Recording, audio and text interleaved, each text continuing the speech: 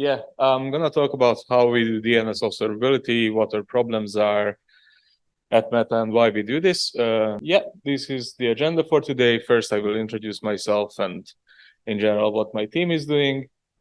Second, what the challenges are, basically making DNS somewhat observable at the scale that we are running the services on. Three is going to be the solution that we came up with, and then there is going to be a lovely demo that gave the AV team a bit of a headache, but before we managed to sort it out. So yeah, my name is Balint. I'm with Facebook or Meta, however you like to call it, since 2019 already. I work in a team that does production DNS and network time things. And we use mostly Go because we really like that language, and we still have some Python left, but we are actively working on killing that Python. So everything should be Go, I think.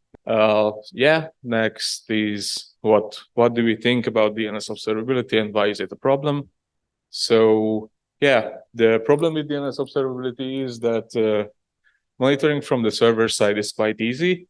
As you have sufficient amount of logs, we use DNS tab both in our authoritative server and in Unbound feeds into a DNS tab server, which sends sample data to a central database.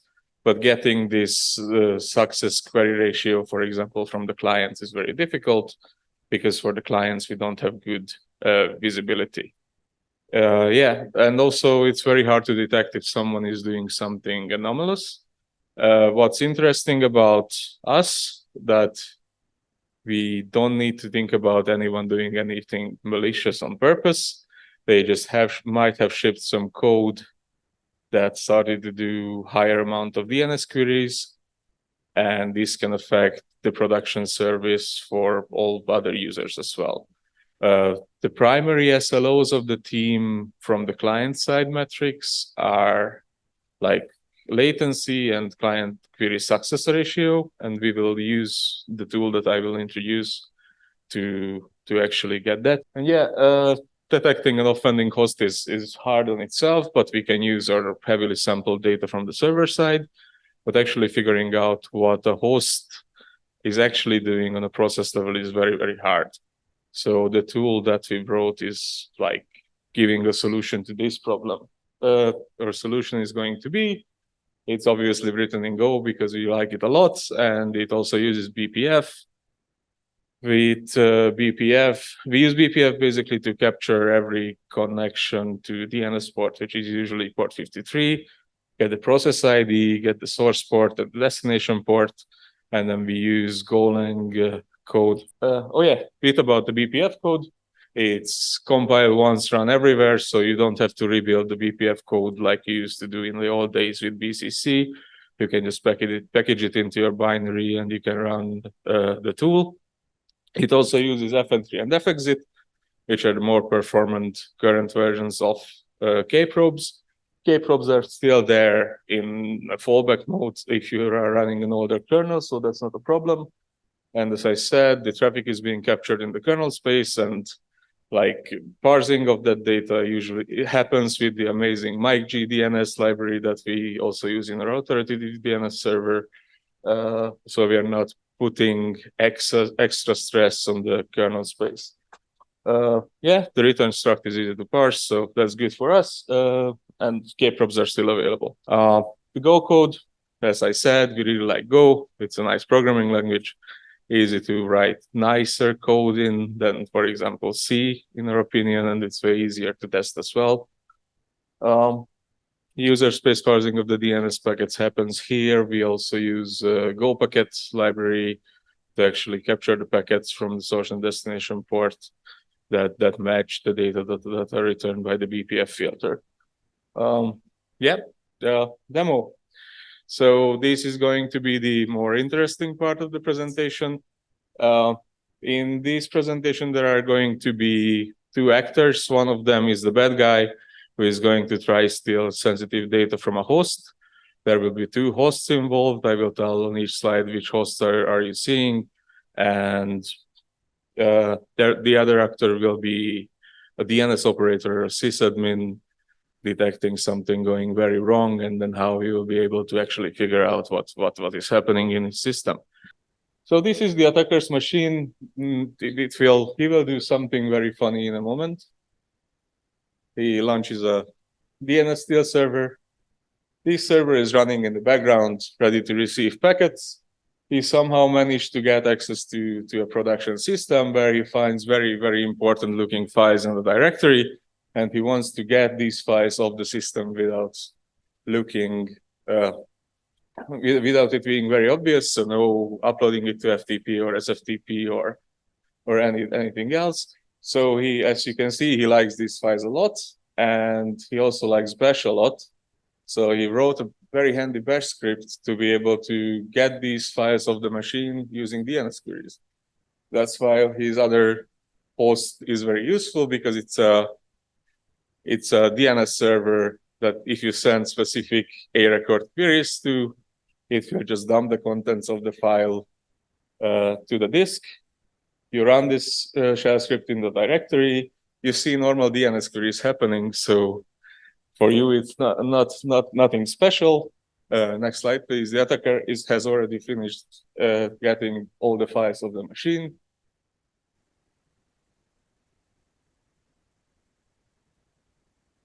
And yes, all the files are on the attacker's machine, which he will happily verify in a moment.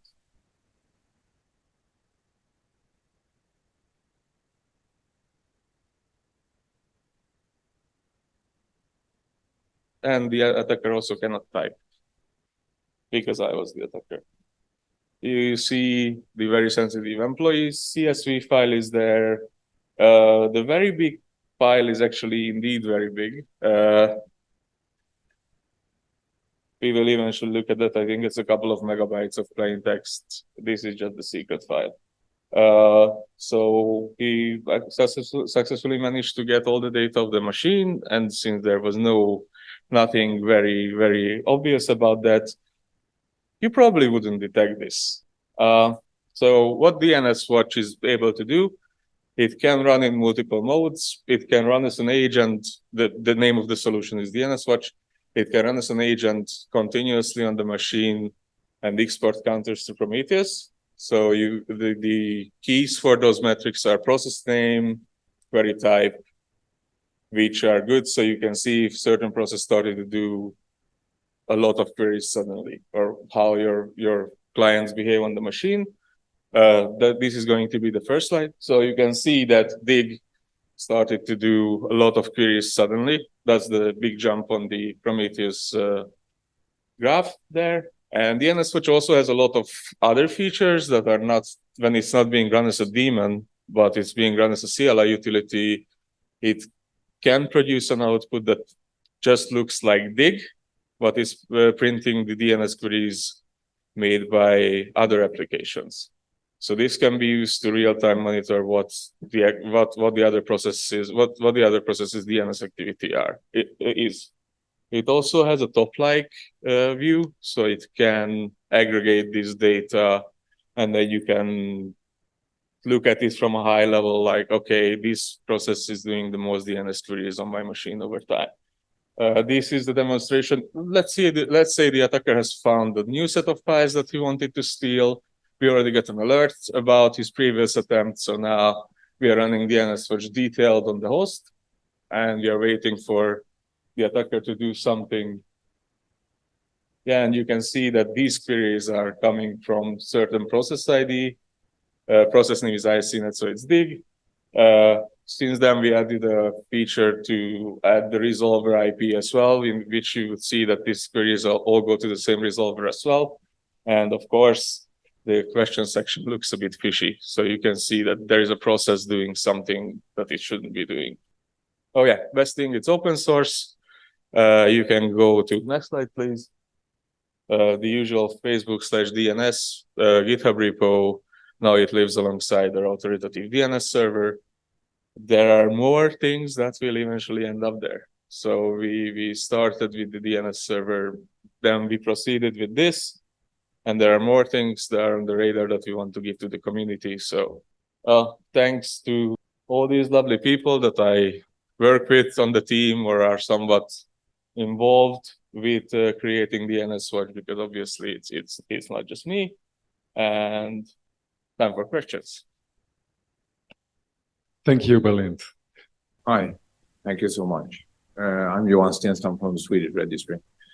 This is not so much a question as an observation. I agree with all you said and all you showed, but my observation is basically that this is sort of part of a more general trend where DNS queries are being used to send information out. No one actually cares about the response to the query.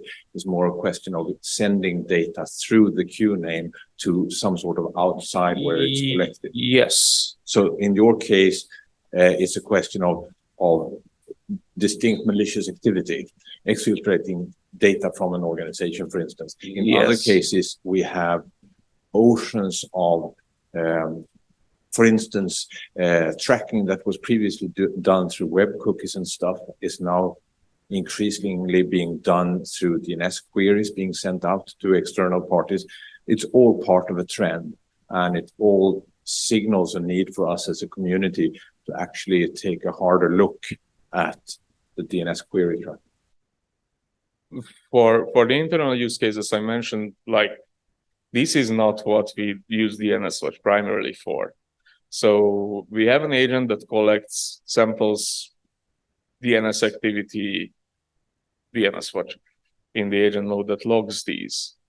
And you don't have to think about anything malicious, as I said, just purely because of the scale of the fleet. If some application decides to do like a couple of extra DNS queries to internal DNS, that can manifest, even though the internal DNS is scaled to the point that it's like mathematically, we know how big it has to be for it to be reliable. It could cause problems. So once we actually have automation to find these use cases, and then we get an alert, we need to go to certain host, someone pushed a new version of their code. We need to kindly ask them to not use DNS for these because we have another internal service discovery mechanism. Or, for example, they are doing a lot of queries going to the internet. And PLE is asking us to back off a little bit because their names, we are sending too many requests to their name servers. So this is also another use case where we use DNSWatch to actually figure out which process is doing which queries. But what you said, yeah, that's also true. So I mean, we are in complete agreement here. I'm just saying this is part of a larger trend. Great. One more thing the tool can be used for. Hi, this is Prashant Suvarna. I'm from Cisco. Just a question. How do you handle encrypted DNS with the solution? We don't at the moment. So it's just to see that there is a TCP connection going on. We capture the packet, we see the packet is encrypted. Obviously, we cannot do anything about that at this point. Hi, Jim Reed, a freelance consultant. Interesting tool. All credit to you and your team for putting that together. But I wonder what the trigger conditions are going to be for raising an alert after you've found anomalous traffic. I mean, there's all sorts of different things that can be happening. There's a lot of crap that comes in through the DNS. So how can you tell the difference between just the routine crap, almost the background noise in the DNS, and something that's a more substantive data exfiltration attack? That's depending on each system that the operator is running. Like, obviously, for example, as I mentioned, our usual level of traffic, internal traffic, like inside data center traffic, could be anomalous for normal operators. What we usually do is we have historical data, and then if something is like out of the ordinary, that's what we consider anomalous. Okay, so you're not so much looking at the actual content that's in those DNS packets at that stage. It's purely from the traffic point of view that's the indication. Yes, there might be something going on here. Something started to do substantially more DNS traffic than it was doing up until now, because that's our usual use case inside the fleet. Okay, thank you very much. Thank you. Thank you, Balint.